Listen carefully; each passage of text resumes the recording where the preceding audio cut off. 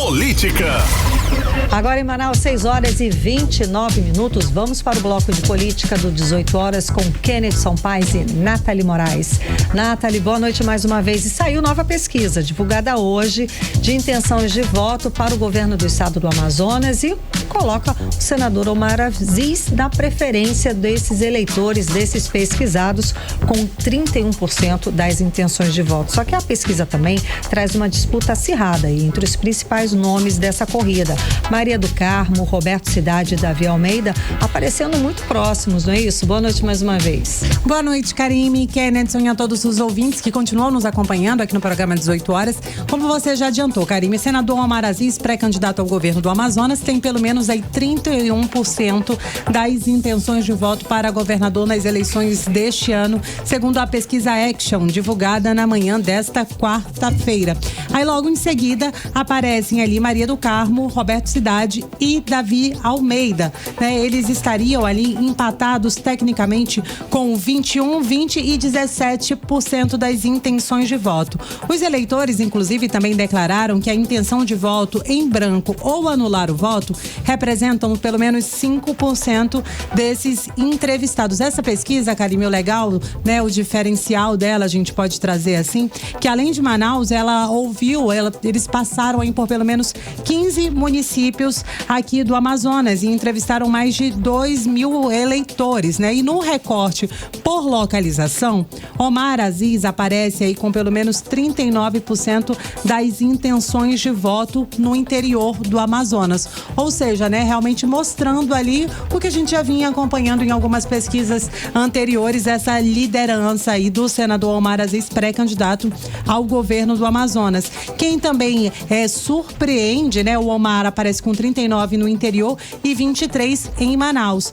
Já ali, logo em seguida, aparece Maria do Carmo, com 24% na capital e 19% no interior. Agora, uma surpresa muito grande, ainda que ele ainda não tenha confirmado a sua reeleição, é o governador Roberto Cidade, ele que assumiu o governo do Amazonas há poucos dias. Ele aparece aí, Karime, se as eleições fossem no próximo domingo, com pelo menos 24% das intenções de voto em Manaus e 16% nos municípios do interior. Já o ex-prefeito de Manaus, Davi Almeida, ocupa ali a quarta posição, com pelo menos 19% das intenções de voto na capital e 16% no interior. Outro dado que também chama a atenção, né, ali é que pelo menos 70% desses mais de 2.000 eleitores que foram entrevistados disseram que eles não sabem em quem vão votar.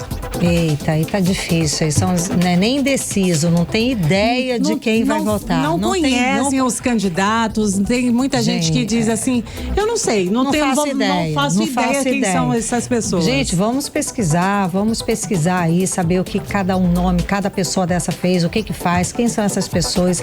É muito importante, é o voto, nosso voto foi tão difícil de ser conquistado novamente, é tão importante, a gente precisa ter responsabilidade, ter muita cautela nesse ano eleitoral. A gente sempre fala que o estado do Amazonas está hoje com os piores índices na educação, na saúde e segurança pública, a base para a sociedade. Estamos aí saindo de 8 anos de uma gestão que entregou o estado do Amazonas com os piores índices já registrados na história. Então, vamos pensar direitinho quem que a gente vai votar, né? Para a gente conseguir fazer o caminho de volta para o sucesso, digamos assim. Kennedson, vamos lá. Na mesma pesquisa, aparece o Davi Almeida, né, ex-prefeito de Manaus, que também concorre pré-candidato ao governo do estado do Amazonas, com alto índice de rejeição. Pois é, Karime Leão, esses dados eles chamam bastante atenção, né? Que aponta aí o ex-prefeito de Manaus, Davi Almeida, ele que aparece como detentor do maior índice de rejeição entre os principais candidatos. A gente está falando da professora Maria do Carmo, Omar Aziz, Roberto Cidade, esses que são os principais, né? Que estão com os nomes já nessa lista de pesquisas. E olha só o que acontece. Davi Almeida, eu separei na imagem 1, você que nos acompanha pelo YouTube vai poder ter acesso a essa imagem. Davi Almeida lidera esse índice de rejeição, segundo a pesquisa Action, com 33%. A professora Maria do Carmo vem logo em seguida com 22%. Omar Aziz fica na terceira colocação com 21% e Roberto Cidade, mais uma vez um ponto que chama a atenção. A Nathalie falou ainda há pouco sobre as intenções de voto e esse empate tríplice, essa lista tríplice de empate para o governo do estado do Amazonas, e mais uma vez Cidade, ele aparece entre esses últimos colocados, esse último colocado no índice de rejeição, ou seja, ele é o menos rejeitado entre os principais candidatos. Mas a pesquisa também revela um detalhe bastante importante, não pulando agora um pouco sobre esse assunto de rejeição, a gente fala sobre um dado que chama a atenção em relação ao ex-prefeito de Manaus, Davi Almeida. Na imagem 2, que você vai ter acesso agora também pelo YouTube, dá pra gente perceber que os mais jovens, eles tendem a votar no ex-prefeito de Manaus, Davi Almeida. Na faixa entre 16 a 24 anos, ele lidera as intenções de voto, chegando a 32%, mostrando ali uma forte presença nesse eleitorado jovem e urbano. Em relação às demais idades, falando ali de 25 anos até 60 anos, quem lidera essa estimativa de intenções de voto é o senador Omar Aziz, chegando até 37% das intenções de voto. Esse dado reforça a consolidação do senador Omar Aziz entre esse eleitorado mais experiente e tradicional da política amazonense.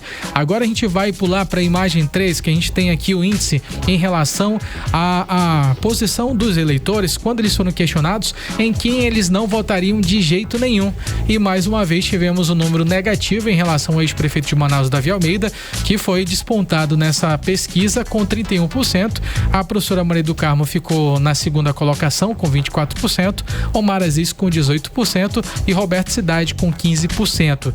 O que chama a atenção desses números negativos, Karime, é que quando esse eleitor ele diz que não votaria de jeito nenhum, com certeza seja um dado chocante. Só que apesar dessa rejeição em alta, a gente tem nessa disputa algo muito pareado, muito próximo entre os candidatos. Ainda há pouco a gente ouviu a Nathalie falar 21%, 20%, 17%, ou seja, é uma diferença muito pequena e que está muito dentro da margem de erro, que é de 2,2% percentuais para mais ou para menos. Então, de fato, esses números eles chamam bastante atenção. É necessário fazer um trabalho para poder tentar contornar essa realidade, mas infelizmente esses são os dados apresentados pela pesquisa, que foi inclusive registrado no TSE de número 05601/2026, Karime.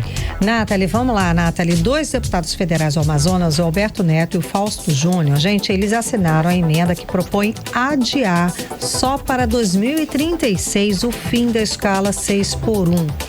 Foram eles e mais uns tantos, que é bom a gente pesquisar para ver como é que está a representatividade do Brasil. Mas aqui no estado do Amazonas, quem votou contra o fim da escala 6x1 foram eles, Alberto Neto e Fausto Júnior. Exatamente, Os deputados, Alberto Neto do PL e Fausto Júnior do União Brasil assinaram aí a emenda que propõe adiar somente para o ano de 2036 o fim da escala de trabalho 6x1, modelo, em que o trabalhador atua 6 dias consecutivos e folga ali apenas um. Essa proposta foi apresentada pelo deputado Tião Medeiros, do PP do Paraná, e já reúne pelo menos aí o apoio de 174 deputados de todo o Brasil.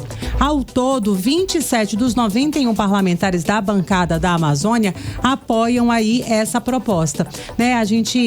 As propostas de emenda e constituição que tratam da redução da jornada de trabalho estão ali em uma análise da Comissão Especial da Câmara de Deputados e receberam aí pelo menos 2 emendas. Essas matérias, elas foram apresentadas já, mas as PECs que propõem a redução da carga de horário, a carga semanal aí de 44 para 36 horas, ainda está em discussão, em toda a cadeia nacional, a gente pode dizer assim.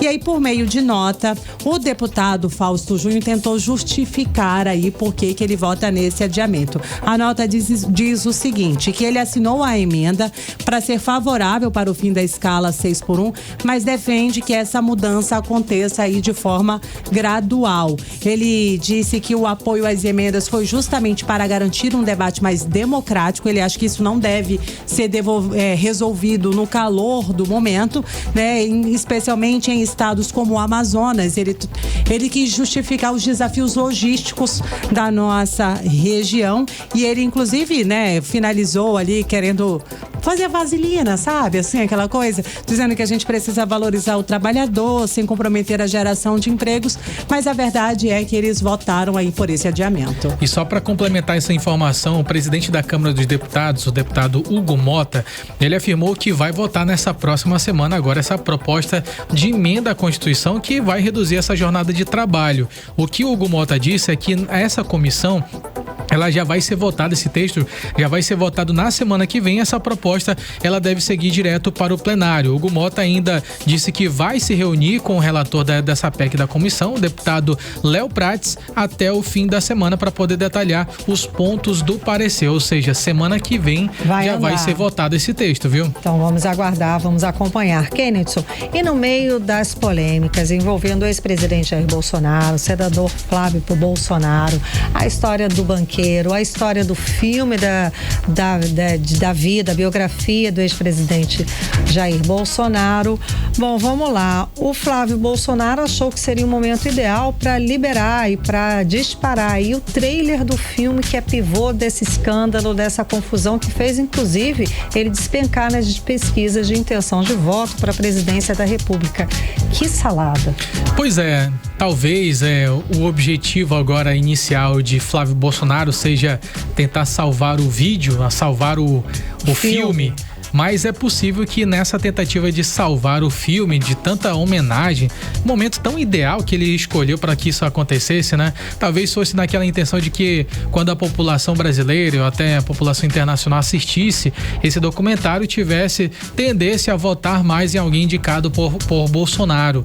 Mas a questão é que esse tiro saiu pela culatra e muita gente já está começando a ficar preocupada, principalmente dentro do próprio Partido Liberal. Nos bastidores, o clima dentro do PL, ele já é de muita preocupação. O Flávio Bolsonaro, ele confirmou que visitou o Vorcaro, foi uma questão que pegou muito naquela época que o Vorcaro estava sendo monitorado por tornozeleira eletrônica, admitiu que pediu esses recursos milionários, e aí a questão é que ficou muito ruim. Nessa última pesquisa, a gente conseguiu perceber a perda de pelo menos 6 pontos percentuais, e mesmo tentando justificar que esse dinheiro ele seria para esse projeto cultural privado, o caso começou a gerar esse desgaste político.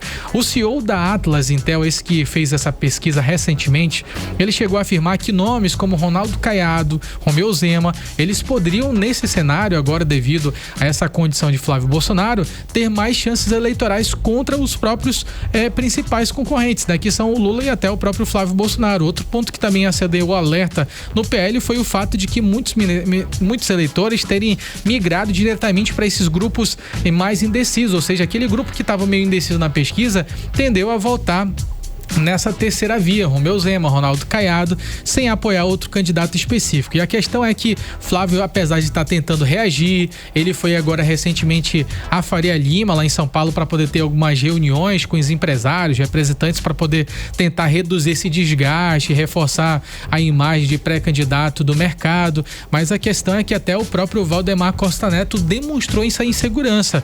E hoje à tarde ele acabou fazendo uma divulgação negando que ele estivesse ali avaliando esses danos causados por esse grande escândalo, mas ele negou qualquer discussão sobre substituir Flávio Bolsonaro. Mas internamente, o primeiro mês ele já é tratado como decisivo para poder saber quem vai se candidatar, se vai conseguir sobreviver ou se o partido vai precisar buscar outro nome. O fato é que o time desse lançamento do filme foi péssimo e com certeza só aumenta mais a insegurança e a sensação de que está ligado a um dinheiro sujo e que com certeza ele não é aquele nome que demonstrava ser, pelo menos para o eleitor. Gente, o pior escândalo financeiro do país, né? Só isso. Mas vamos lá.